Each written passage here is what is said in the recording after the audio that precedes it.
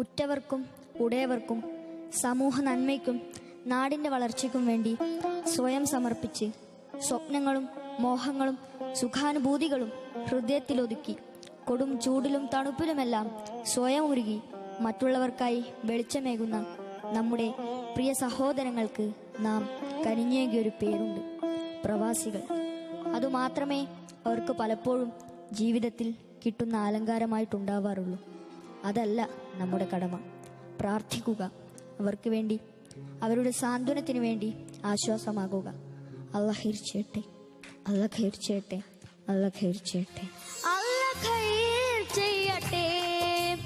ഒട്ടകമേട്ടിൽ സ്വപ്നമൊരുക്കും പ്രിയ സോദരർക്ക് അല്ലാഹ് ഖൈർ ചെയ്യട്ടെ. ഒട്ടകമേട്ടിൽ സ്വപ്നമൊരുക്കും പ്രിയ സോദരർക്ക് അല്ലാഹ്